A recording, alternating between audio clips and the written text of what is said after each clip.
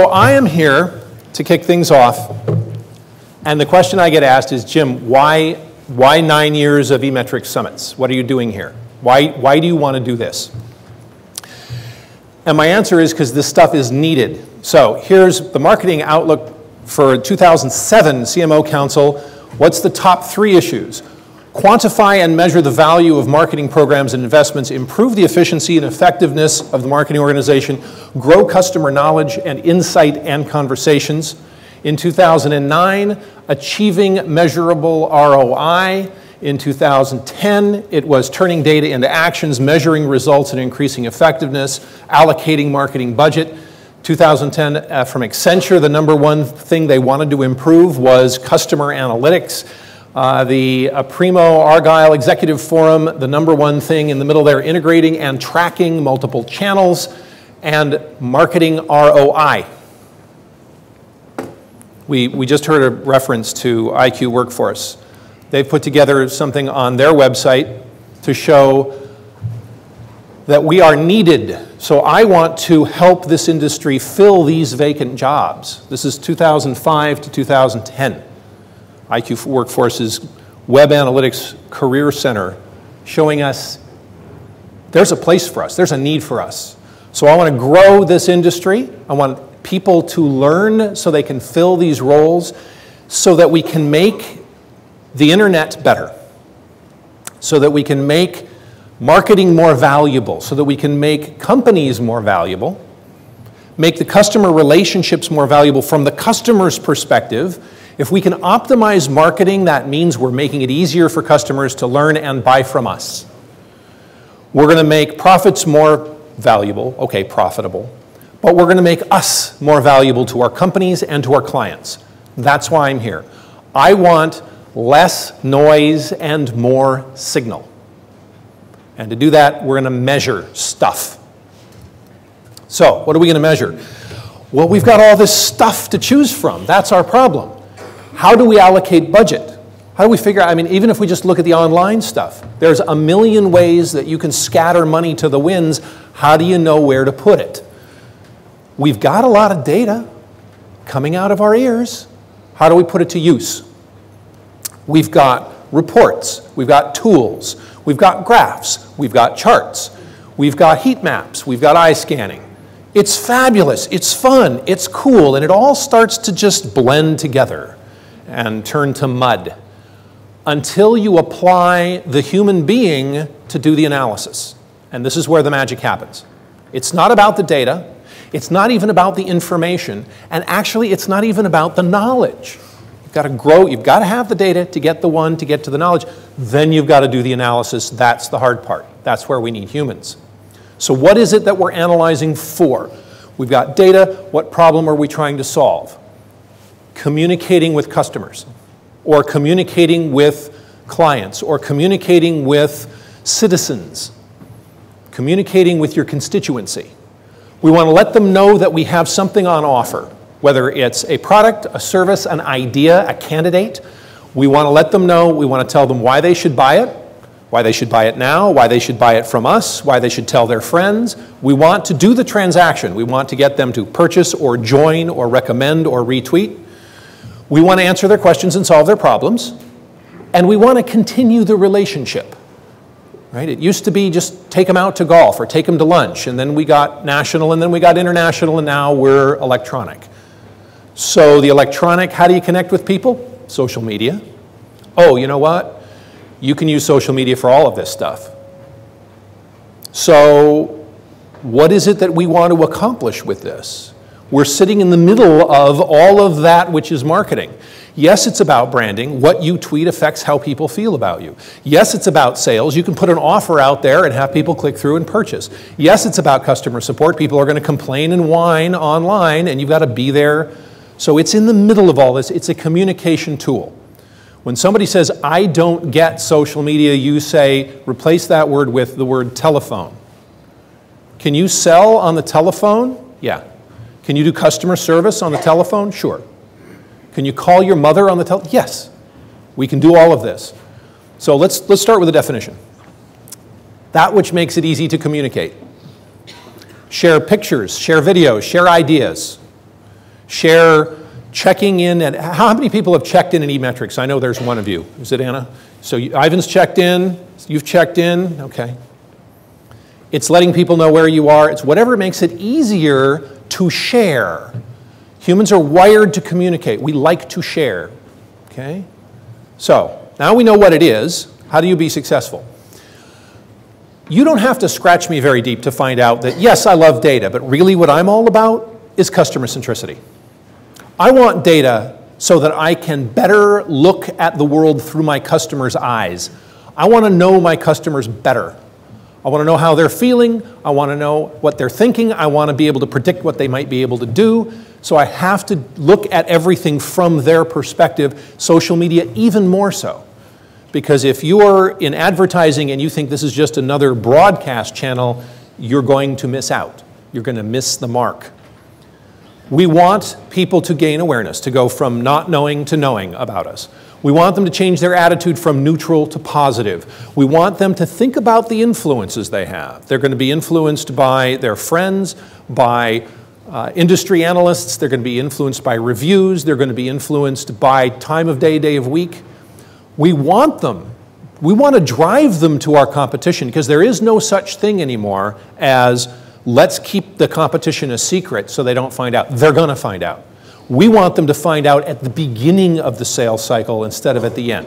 We want them to know about the competition while they're under consideration because when election day comes, that's it. It's a perishable item. They're going to make their decision now, and we have to have them gone through that competitive process. We want them to take action, two kinds. Social action, spread the word, business action, and we want to generate value. And that's where we get back to, okay, value. How do we know if it's valuable? How do I know that my investment of time, resource, money is paying off? We're going to measure all of these things. So this is what I want to talk about. How do we measure awareness, attitude, influence, competition, action, and value, starting with awareness, which is a good old advertising metric. It's just getting their attention. It's why advertising has always been interrupt-driven. It's like, hey, look over here. Okay, now that you're looking over here, I'd like to sell you this watch. Awareness, we work on awareness through reach and frequency. Reach is just how many of you can I get my message out in front of. So let's say I wanted to get a hold of architects, and I wanted all the architects in North America. And how am I going to do that? Well, gee, how about who read this magazine, and that's 12% of the audience. So my reach is 12% of all the architects in North America, and now I know what I'm dealing with and how much I'm going to pay for it. Now I have to decide about frequency. How often do I have to put my message in front of those people to get a response? If I put one ad in that magazine, it probably isn't even going to get noticed. So I'm going to put 3 ads in, spend a certain amount of money and get a certain amount of response. I'll double that and put in 6 ads. I'll spend twice as much and I'll get 3 times the response. This is good. This is recognition, it's building trust, it's building brand. So I'm now going to buy 9 exposures. I'm going to triple my investment, but the response stayed the same. So I've now optimized. I've figured out the optimal amount to spend on reach in that particular channel. So reach, frequency, creating an opportunity to see. It's not an impression. It's on page 47 of the magazine. Did they see it? I don't know, but they had the opportunity to see. Just like putting a billboard on the highway. How many people drove by? Did they see it? Were they talking to their person next to them? Were they texting? Were they actually paying attention to the road? Maybe they saw it, maybe not. Did they see my billboard on the side of the street? I don't know. But it was an opportunity to see. Did they see my blog? They signed up for the RSS feed. They might have clicked through. They might be on the stream that gets tweeted to them whenever there's a new post that goes up. But did they actually look at it? I don't know. It's an opportunity to see, which today is an opportunity to share. Tell a friend. Share what you know, share what you see, share what you're thinking about, share what you're having for breakfast. And then measure it in many ways that you can. How many people are using Twitalizer? So I'm going to go for about 15% of you.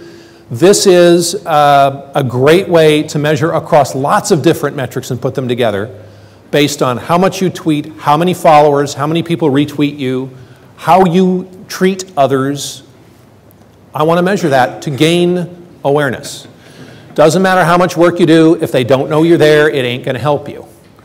So awareness is about putting your brand in front of people often enough that they recognize it, trust it, and come to like it. You know, in my day, it was as seen on TV. If you could afford to put an ad on television, you were a legitimate business, right? So here's a brand recognition test. How many people recognize this logo?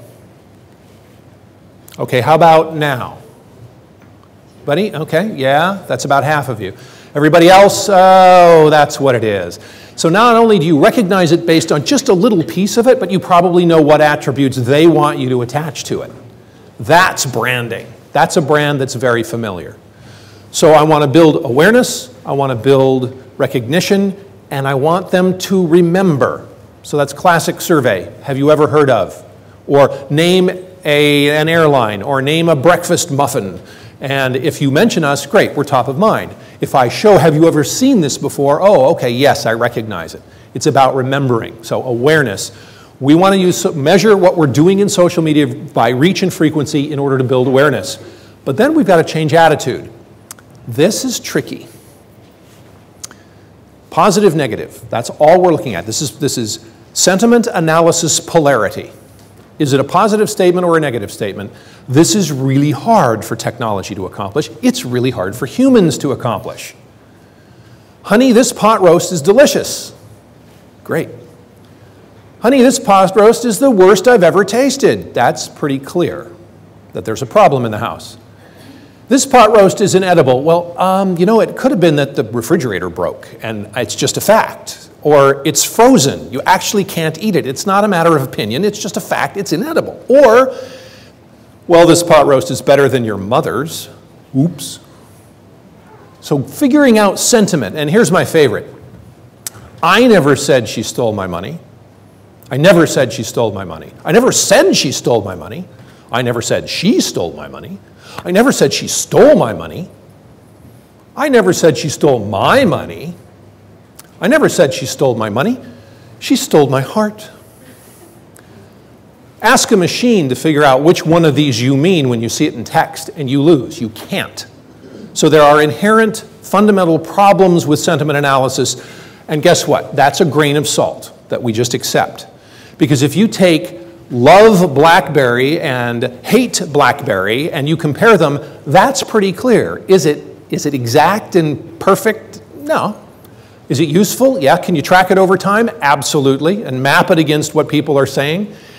So I loved this quote from Bob Page. He was at Yahoo, now he's at eBay. So Bob Page of eBay. We are not accountants. We're not here to count beans. We're not even sure which kind of beans we're playing with, and we don't have a list of what these different beans are. And if you've done any work with the Standards Committee of the WAA, you know that even coming up with a definition of this stuff is really difficult. So we're not accountants, we're statisticians. And statistics means never having to say you're certain.